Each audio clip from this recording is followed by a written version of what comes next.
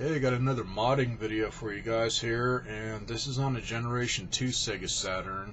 This one, I might have brought this up before in a previous video, just saying that same problem, and if not, that's basically, it's got the same problem as the other one that I modded with AV jacks. If you try and plug in the standard Saturn AV cable, or even on this one's even worse. It doesn't make contact good at all. The other one, if I held it down with my thumb or whatever on the top of the cable while it was plugged in, I could get a signal. This one, it doesn't matter what I do, man. The signal's just absolutely horrible. So I'm thinking it's the way they made these on the pinouts. I think they're kind of loose in there, and just from kids playing it, continuously plugging the cable in, I think what it does is it pushes those in a little bit, and then it just doesn't make good contact. Because it started doing that. I finally found where I had the AV cable. I thought I'd lost it, and plugged it in and started screwing up, and then went back to, okay, well, I can't use this on it either. Went back to the RF thing, and all of a sudden it didn't work, so I think plugging in that AV cable finished it off. And then also, I have opened up this one. Looks pretty much the same as the original. Pretty much the main difference on this one is it doesn't have that little extra light for access. It just has the power light. So really not too many changes other than just the look of it. It's the usual, man. They do this every freaking time they come up with a game system. Fortunately, it doesn't look like they did that with the new Xbox 360.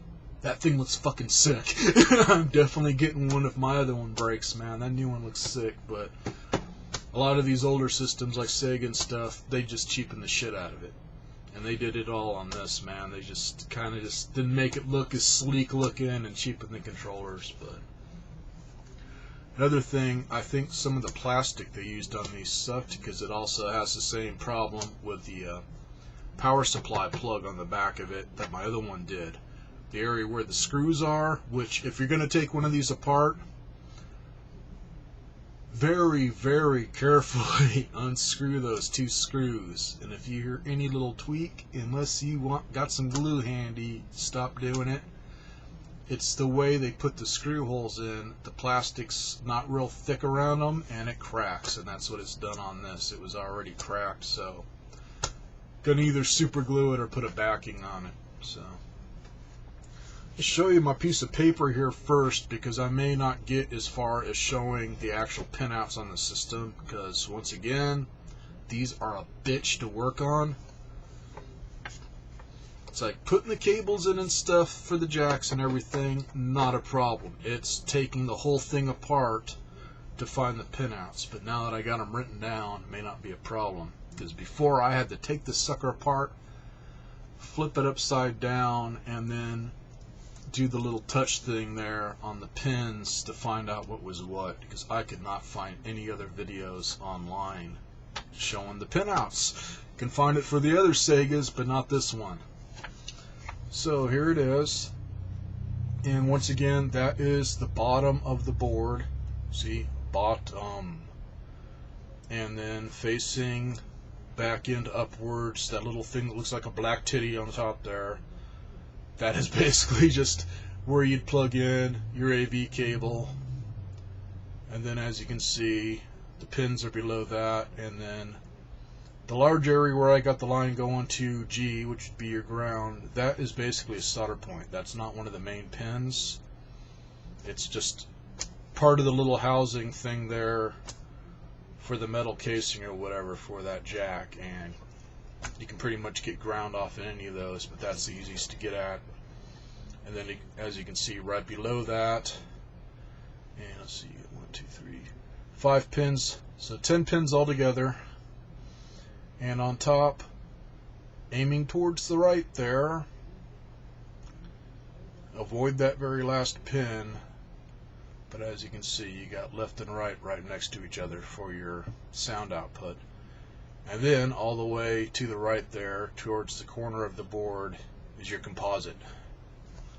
So pretty easy, and this one I'm hoping there are little spots in the circuitry going to other areas where I can trace out, man, to get an easier solder point, because the other one, I pretty much had to go direct from them suckers. That's why I said, man, only do this if you absolutely have to, or really want composite video, man. If it's still working with the RF and you can deal with it until it finally wears out, because it's a bitch. You got to really have a steady hand there. It's very hard not to get solder between those little pins on this. So, again, as you can see there, second generation, round buttons. And first thing, just so you don't drop it on the floor, take off your little cover there for where you put in your battery. And let's see. I think I can remember the damn battery on this puppy.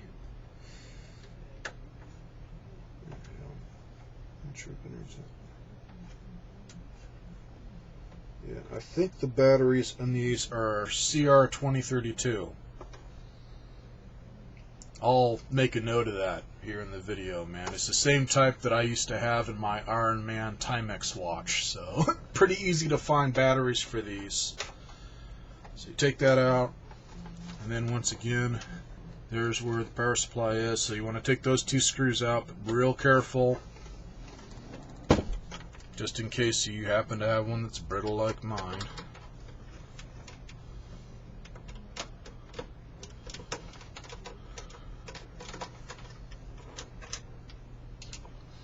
And on this puppy, I recommend, if you're going to take apart the entire system, shit, that's really cracked. That screw wasn't even hardly holding on to anything, man. It's a thing, man. I don't know what the hell kind of plastic they have on this. It's sure as hell not ABS, man. It gets really brittle. So, this here. And once you take those two screws out, just flip it over, and let me see here. Remember how many screws we got. 1, 2, 3, 4, 5, I believe. 2 up front, and yeah, I don't see another one off to the side, so we'll see. So far, it's pretty much the same.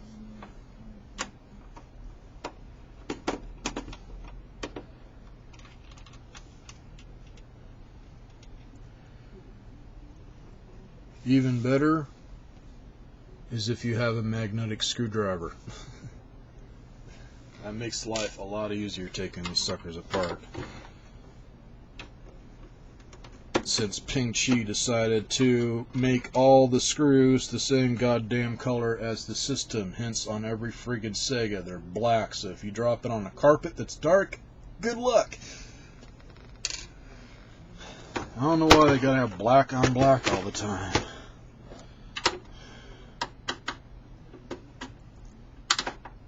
Christ, I'm already running out of time here. Well, I'll get the top off and start pointing stuff out here.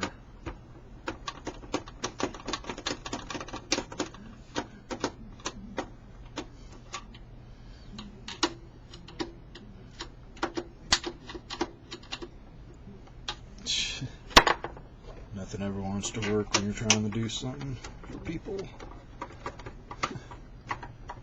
You will be using various sizes of screwdrivers here, I recommend. They also pull that crap, some size screws.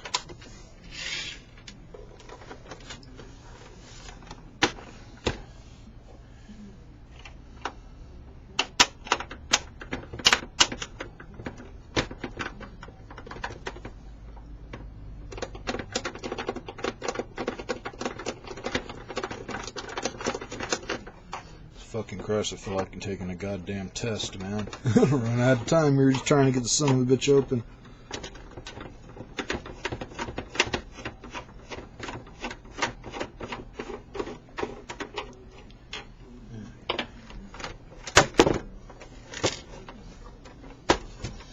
Okay, I'm going to stop the video here because this is taking too damn long and start another one on taking it apart.